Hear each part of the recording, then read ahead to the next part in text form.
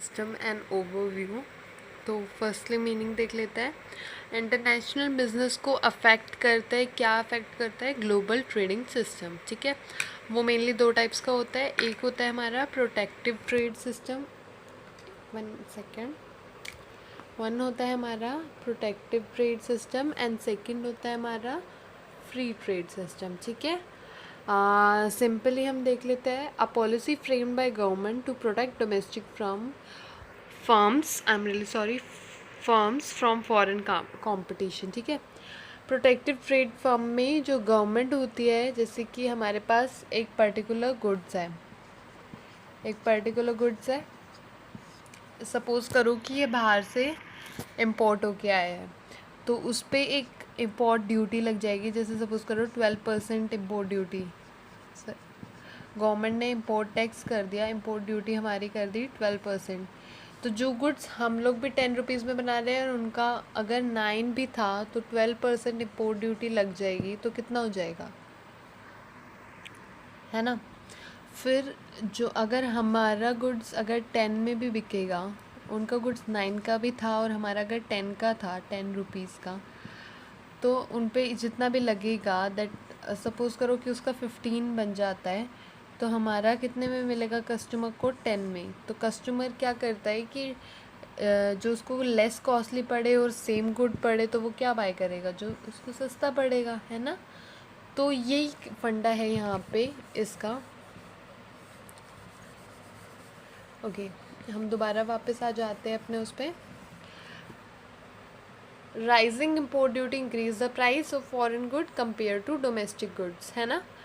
Protective trade system के अंदर हमारी गवर्नमेंट हमारे डोमेस्टिक फर्म्स को प्रोटेक्ट करती है from foreign trade market, foreign competition. ठीक है, उसके बाद कुछ मेथड्स हैं। पहला है टैरिफ, जिसमें सिंपली इम्पोर्ट बैरियर लगा देते हैं government to protect from foreign competition, और ये सब आ जाते हैं अंडर नॉन टैरिफ। किसके अंडर आते हैं? Non tariff. ओके, सब्सिडीज़ क्या होती है? ये हमारी जो गुड्स है उसकी ऑपरेशनल कॉस्ट, है ना? जो डोमेस्टिक फर्म्स के हमारे, I am taking my home country as domestic firms country, इसलिए मैं बोल रही हूँ ऐसा हमारे। ओके, सब्सिडीज़ मतलब सपोज़ करो इंडिया की कोई भी फर्म है, तो उसको डोमेस्टिक अगर वो प्रोड्यूस कर रही है, उसको अगर गवर्नमेंट सब्सिडी दे रही है, तो उसका ऑपरेशन कॉस्ट कम आएगा, तो वो सस्ते में बेच पाएगा as compare to foreign goods, है ना? तो चीपर पड़ेगा। तो सब्सिडी हेल्प करती है उस तरह से। इम्पोर्ट कोटास मतलब क्वांटिटी, है ना? कि फिक्स कि भाई फेब तक सिर्फ इतना ही हम एक्सपोर्ट करवाएंगे। आई एम रियली सॉरी, इम्पोर्ट कराएंगे, एक्सपोर्ट हम नेक्स्ट में करेंगे। क्वांटिटी वाइज इतना ही हम इम्पोर्ट कराएंगे, है ना? कितना? 20 ऑटोमोबाइल सेक्टर से ही इतना, उतने में से। तो कुछ फिक्स्ड क्वांटिटी जब आ जाती है, तो दैट इज़ इम्पोर्ट कोटास।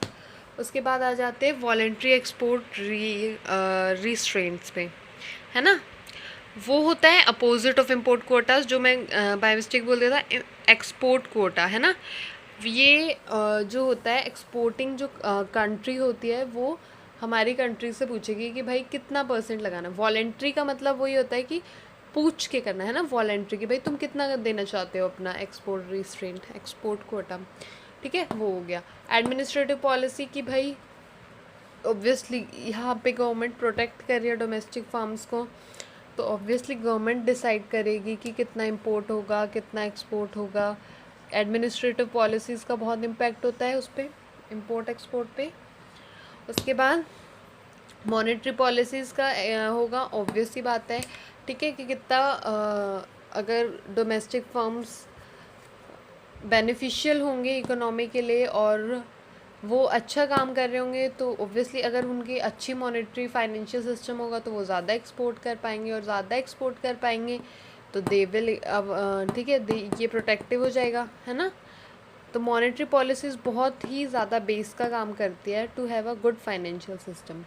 उसके बाद फॉरेन एक्सचेंज रेगुलेशंस, कि भाई ये भी एक इम्पॉर्टेंट है इम्पोर्ट एक्सपोर्ट के लिए, कि ये लोग भी क्या करते हैं जितना हम फिक्स्ड बताते हैं कि हम इतना लेंगे एक्सपोर्ट, इतना एक्सचेंज करेंगे पर्टिकुलर कंट्री के साथ, इतना इंपोर्ट करना चाहते हैं, कुछ एग्रीमेंट्स होते हैं ना लीगली, ऐसे तो नहीं हवा में 20 क्वांटिटी या 10 क्वांटिटी हम बोल दें, है ना। तो कुछ फिक्स्ड होते हैं, तो उनको regulations, such type of regulations इसमें इंक्लूड होती है। सेकेंडली हमारा आ जाता है भाई फ्री ट्रेड सिस्टम। क्या आ जाता है हमारा? Free trade system. तो इसके अंदर क्या होता है कि ये कोई भी तरह का टैरिफ नहीं होता, कोई भी तरह का क्वांटिटिव रिस्ट्रिक्शन। अच्छा, ये आप कमेंट डाउन बिलो करके बता दो कि भाई हमने पिछले में आई एम रियली सॉरी, हमने प्रोटेक्टिव ट्रेड सिस्टम में क्या quantitative restriction, other name of quantitative restriction. Okay, आगे बढ़ते हैं। And other obstructing the movement of goods to another country sorry, ये वो होता है कि भाई यहाँ सारे बैरियर हट जाते हैं। एक ये आई थिंक इमेजिनरी है, क्योंकि ऐसा अभी तक कहीं है नहीं, है ना। वी कांट कि मतलब कोई टैरिफ नहीं है, कोई भी तरह का इम्पोर्ट को, आई एम रियली सॉरी मैंने नाम बता ही दिया, है ना। और कोई भी तरह का अदर फिजिकल पॉलिसीज़ या कुछ नहीं है कि जो मूवमेंट ऑफ गुड्स एक से दूसरी कंट्री के बीच में को रोक पाए, ऐसा कोई रिस्ट्रिक्शन नहीं होगा, फ्री ट्रेड सिस्टम होगा, है ना। इसके फेवर में कुछ कुछ आर्ग्यूमेंट्स कहते हैं कि हम लिख सकते हैं ऑप्टिमम यूटिलाइजेशन ऑफ रिसोर्सेज बेहतर तरीके से हम यूज़ कर पाएंगे, मार्केट का एरिया बढ़ जाएगा, मोनोपोलीज को हम कम कर देंगे, है ना, डिडक्ट हो जाएंगे अपने आप ही मोनोपोलीज। मोनोपोलीज मतलब जहाँ पे कोई भी तरह का,